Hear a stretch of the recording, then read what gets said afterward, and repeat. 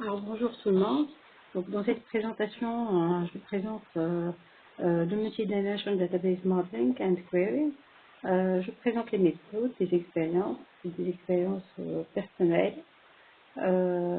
et des problèmes qui relatent aux problèmes de Multi-Dimensional Database Modeling. Donc, cette présentation, elle a été donnée en fait à la 35e édition de la conférence internationale en Conceptual Modeling en 2016 en collaboration avec mon collègue Alfredo Cozocrea de l'Université de Treste.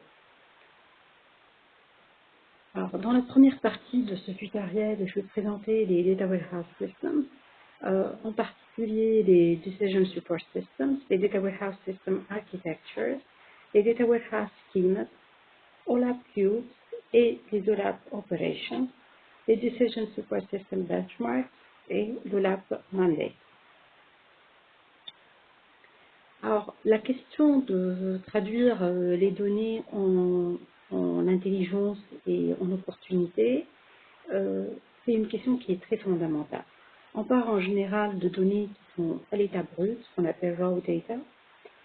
Après, on applique un process qu'on appelle process d'intégration. On l'appelle en utilisant des outils tels que les ETL. Donc, I, c'est pour extract, T, c'est pour transform, et L, c'est pour load. On met toutes ces données-là, c'est-à-dire on les entrepose dans un data warehouse. Alors, à partir du data warehouse, quand on requête, on obtient des informations qui sont utilisables. Et c'est pour ça qu'on parle d'intelligence dans le business. Alors, l'intelligence dans le business consiste par exemple à prédire le behavior du customer. Alors, par exemple, je prends toujours des exemples de marques, de produits qu'on a achetés. Donc, on prend le cas d'un hypermarché. Donc, il achète, il s'approvisionne en produits et après, il va les revendre. Donc, dans ce cas particulièrement, donc, il peut étudier les marques qu'il a achetées, donc leur compte, et puis après, il va prendre des décisions en fait, soit par exemple de supprimer une marque des rayons ou de renforcer une marque par des promotions en fait, publicitaires, dans le cadre de promotions publicitaires, etc. Alors, quand on parle de business intelligence, il n'y a pas seulement de l'entreposage de données. Dans toutes les suites de business intelligence, on trouve des outils de data mining, on trouve des algorithmes qu'on applique de tels que par exemple le clustering, exemple d'algorithme le K-means clustering. On trouve aussi les K-nearest neighbors. Euh, on trouve les association rules. Donc tous ces algorithmes-là, on les retrouve dans les suites BI. Alors dans les suites BI aussi, on doit trouver aussi des reporting services, on retrouve aussi des dashboards.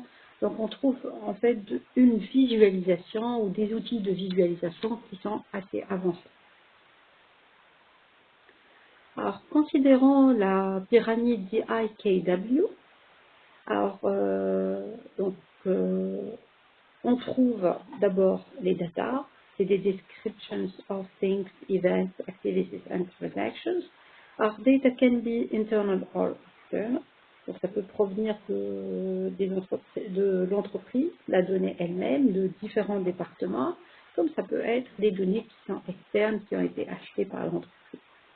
Alors, on commence par consolider et organiser ces données-là. Donc, on obtient en fait des informations qui sont stockées dans le data warehouse. Après, en requêtant le data warehouse via nos dashboards, nos outils de visualisation, de reporting, de requêtage, etc., on commence à avoir ce qu'on appelle le knowledge, c'est-à-dire we know that. Par exemple, we know that que le produit tel ou la marque telle, c'est un best-seller. On sait que le produit tel de la marque telle, c'est un invendu en fait. Alors, à partir des know that ou du knowledge, on passe aux décisions. donc, ce qu'on appelle le wisdom. Et donc, dans ce cas-là, il faut bien évidemment définir ce qu'on doit faire et comment on doit agir. Donc, le what to do et le how to act pour améliorer, bien évidemment, l'efficacité de l'entreprise. Alors, si on prend un Decision Support System, on remarque que c'est dans la définition qu'on a a collection of integrated software applications and hardware. Alors, je vais sauter quelques slides pour aller à la représentation d'un Data Warehouse System. Pour ça, vous voyez de quoi je parle là. Alors, si vous regardez cette figure, que je vais commencer par annoter,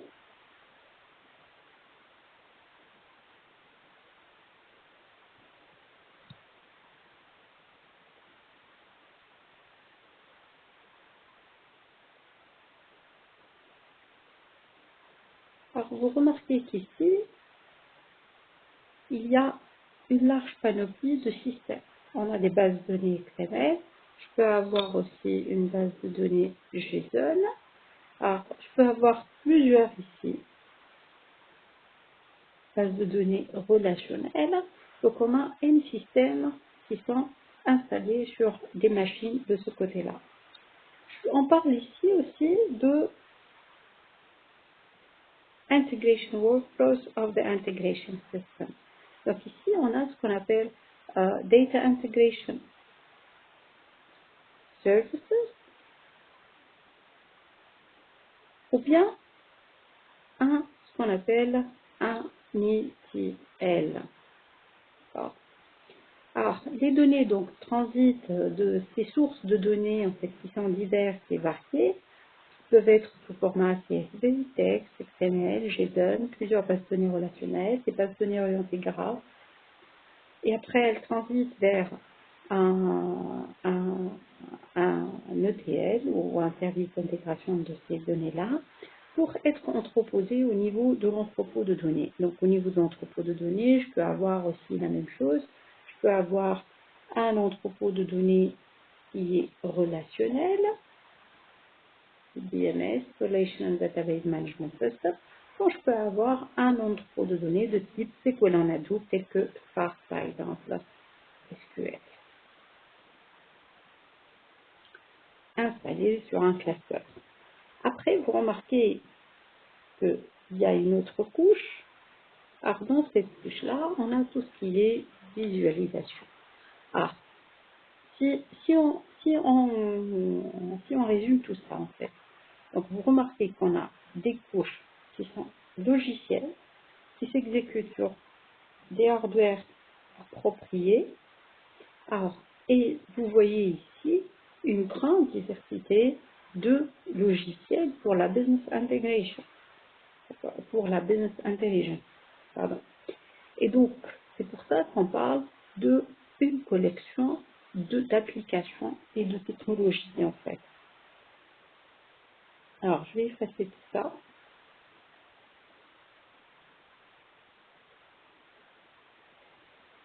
Alors, ces systèmes-là, comment ils communiquent? C'est-à-dire au niveau de chaque base de données, par exemple, donc, si je veux me connecter à cette base de données relationnelle, je dois utiliser son JDBC qu'on appelle driver.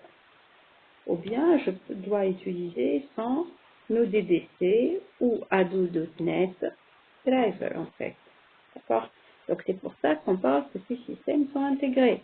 C'est la même chose de ce côté-là en fait. Donc si je veux me connecter à l'entrepôt de données pour y déverser des données, pour y mettre des données, donc je dois m'y connecter avec le JDBC Driver ou bien des fonctions natives de cette technologie d'entreposage de données pour entreposer mes données.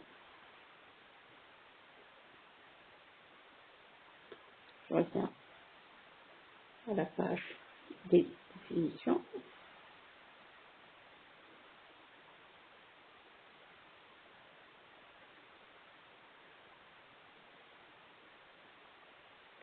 Donc, le Decision Support System is a collection of integrated software applications and hardware that form the backbone of an organization decision-making process.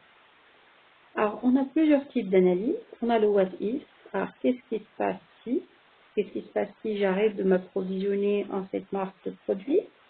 On a le second type d'analyse, c'est simulation analysis. C'est faire des scénarios de simulation. Je vais acheter tel nombre de cette marque, un autre nombre d'une autre marque, et qu'est-ce qui va se passer? Alors, je vais simuler la vente, en fait. Alors, et on a le troisième type d'analyse, c'est se fixer un objectif. Par exemple, je peux me fixer l'objectif augmenter mon profit net pendant ce back to school. Alors, la BI, en fait, comprend une variété d'outils, d'applications, de méthodologies aussi. Quand on parle de méthodologie, il y a des méthodes pour faire les integration workflows. Il y a des méthodes aussi pour faire le multidimensional design. Alors, et bien évidemment, l'objectif, c'est de collecter des données from internal systems and external sources. Prepare data for analysis, develop and run queries against the data, and create reports, dashboards, and data visualization to make the analytical results available to corporate decision makers as well as operational workers. Alors, parmi les technologies, on trouve Integration Tools, c'est que les ETL. Alors, les Data Warehousing Tools, les OLAP Technology, les OLAP Clients, les Mining Structures, pour faire du data mining, reporting tools, dashboard design tools, and so on. Alors, il est très important, en fait, de distinguer entre une charge OLTP et une charge RAS. Alors, ce que vous avez vu, en fait, en première année et deuxième année en base de données 1 et base de données 2, vous vous êtes intéressé aux bases de données, ce qu'on appelle de production, on l'appelle aussi les bases de données opérationnelles, les bases de données transactionnelles. Alors, dans ces bases de données, en fait, on s'intéresse à, à, à, à une base de données qui est nécessaire pour une année, en fait, par exemple, où il y a les données d'une année, elle peut être une année fiscale, par exemple. Alors, dans ces bases de données, ce qu'on appelle d'online transaction processing, on trouve qu'il y a des utilisateurs, des applications qui interagissent avec la base de données en temps réel. Alors, exemple d'application, c'est le online banking, par exemple. Donc, l'utilisateur se connecte, donc ça c'est une première action. Alors, il décide de débiter un compte. Après, il décide, ça c'est une deuxième action. Après, il décide de créditer un compte. Donc, ça c'est une troisième action. Après, il fait un logout. Donc, ça c'est la quatrième action dans cette transaction bancaire. Alors, une autre transaction de online payment, par exemple, c'est quand l'utilisateur fait des achats sur Internet. Donc, il s'authentifie. Donc, il va faire un login. Après, bien évidemment, la base de données, on va rechercher si ce login et ce password existent dans la base de données, donc si c'est un client ou pas de l'entreprise. Après, l'utilisateur, il va commencer à ajouter des produits en certaines unités dans le panier. Alors, une fois il décide de passer à la caisse, c'est-à-dire pour payer, dans ce cas-là, on va créer une commande, des lignes commandes, on va débiter des comptes, on va débiter les stocks des produits qu'il a achetés, et enfin, le client, il va payer, on va créer une facture, et le client va faire un logout. Alors, ce qui est très important dans les charges de type OLTP, ce sont les propriétés, ce qu'on appelle ACID. Alors, la première propriété, c'est l'atomicité. Donc, ça consiste en toutes les actions de la transaction doivent s'exécuter ou aucune d'entre elles. Donc ici, par exemple, par rapport à tout à l'heure, on ne peut pas se permettre que le compte soit débité et que l'autre compte du client, par exemple, ou un autre compte en fait, sur lequel le client désire faire le crédit, ne soit pas crédité. Alors après, la deuxième propriété ACID, c'est la consistance. La transaction doit amener la base de données d'un état consistant vers un autre état qui est consistant aussi. Alors, la troisième propriété, c'est l'isolation. Donc, une transaction ne montre pas, en fait, son work in progress à d'autres transactions, parce que sinon, bien évidemment, on va faire des lectures qui sont sales et des écritures qui sont sales. Alors, après, il y a la durabilité. La durabilité, c'est très important. Donc, tout ce que fait la transaction, quand la transaction est validée, ils font effet sur le disque dur, c'est-à-dire un média de stockage qui n'est pas volatile. C'est pour ça qu'on appelle durabilité. Alors, les benchmarks les plus connus en fait en OLTP, c'est les benchmarks CPCC et CPCE. Juste une remarque que les benchmarks qui permettent de faire finalement, c'est de comparer face aux mêmes données, à la même charge de données, face à la même charge de travail, c'est-à-dire que ça peut être par exemple 5 transactions, comme dans le cas de CPCC, ce benchmark il montre 5 transactions. On se permet de comparer les performances d'un système face à un autre système. Alors, vous pouvez consulter en fait www ici, donc www.org.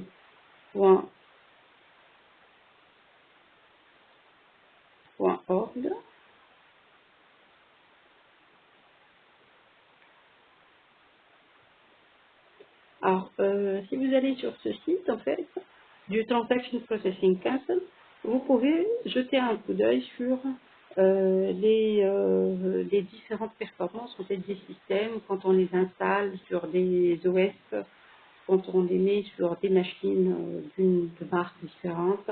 On voit qu'il y a bien évidemment euh, euh, des performances qui sont différentes. Alors, en opposition à l'OLTP, on trouve les charges OLAP, c'est les charges analytiques. Alors, dans la majorité des cas, les experts font ce qu'on appelle de l'offline data analysis. Alors, ça concerne les entrepôts de données et plus en général les decision support systems. Alors, dans ces benchmarks-là, il y a le TPCH et le TPCDS.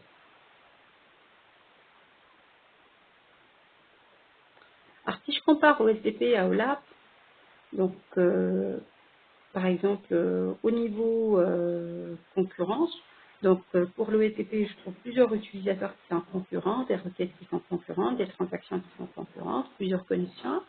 Par exemple, un site d'inscription en ligne des étudiants, un site d'inscription en ligne d'élèves, Amazon, Marketplace, voilà. Alors, dans le lab, c'est l'entrepôt de données en général. Il est situé dans un département, c'est le département de Business Intelligence. Alors, il y a très peu de connexions, il y a très peu qui peuvent accéder aux données et requêter les données de l'entrepôt de données. Donc, on a few concurrent users, queries and connections. Alors, la base de données OLTP, en fait, elle est en troisième normal form. Alors, en OLAP, on parle de dénormalisation. Alors, en ELTP, les requêtes sont simples, comme j'ai dit tout à l'heure, exemple d'action qu'on retrouve dans une transaction, débiter un compte, par exemple, ça c'est un update, créditer un compte, c'est un autre update, créer une commande, c'est un insert, ajouter une mini-commande, c'est pareil, c'est un insert. Euh, Actualiser un stock d'un produit parce qu'il y a eu une ligne commande sur ce produit-là, donc bien évidemment c'est un update de ce stock. Donc c'est des requêtes très très simples en fait.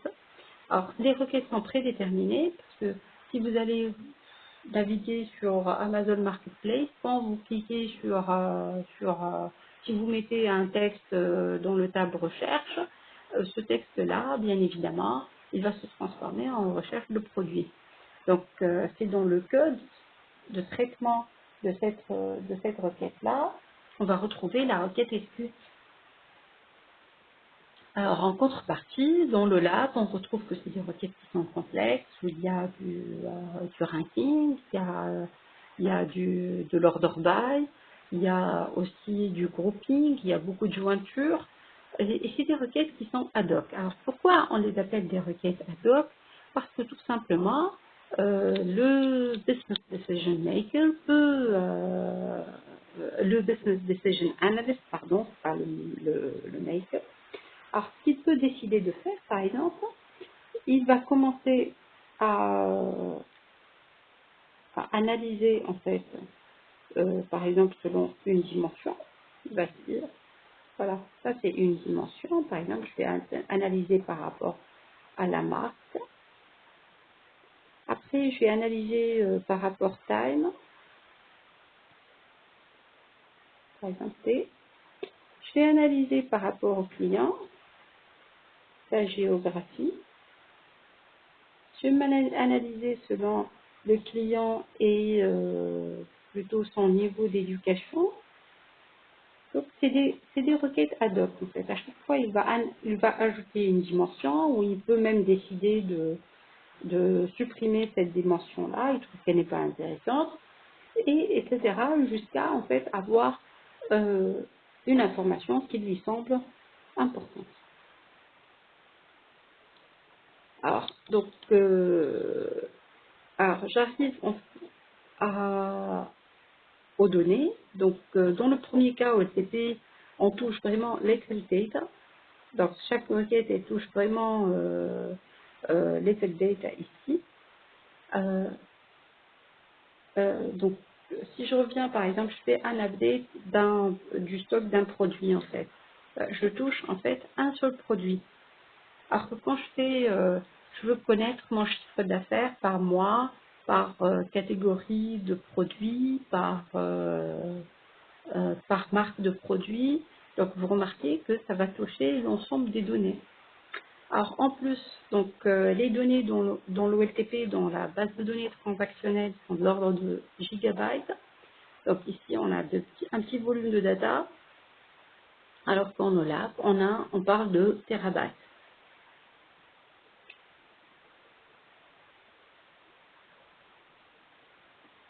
Alors, dans l'OLTP, il y a très peu de calculs. Dans l'OLAP, il y a beaucoup de calculs. Alors, en OLTP, on parle d'accuracy, qui est très important. En fait, les données doivent être exactes. On ne peut pas se permettre de faire des erreurs.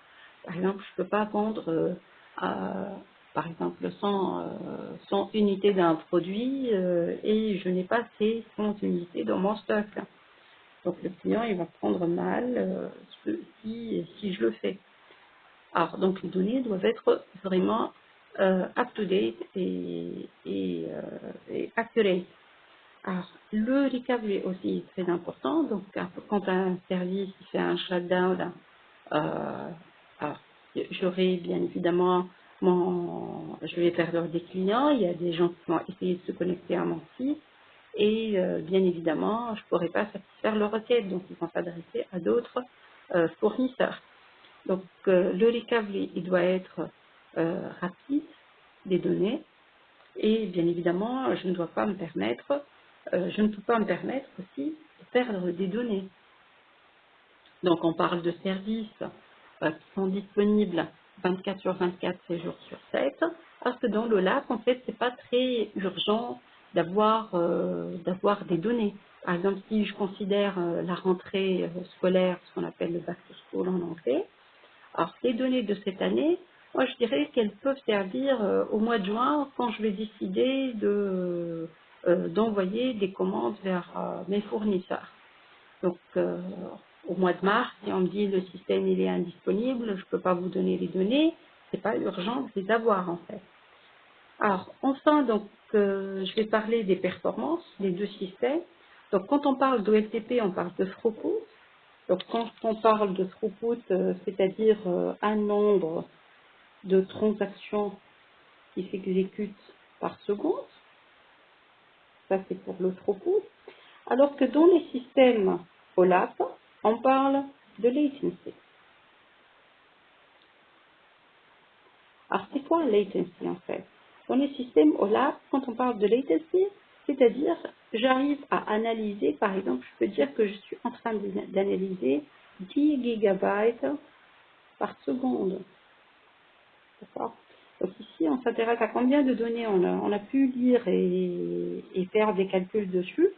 Alors que pour les bases de données OLTP, telles que par exemple sur Amazon Marketplace, alors vous voyez que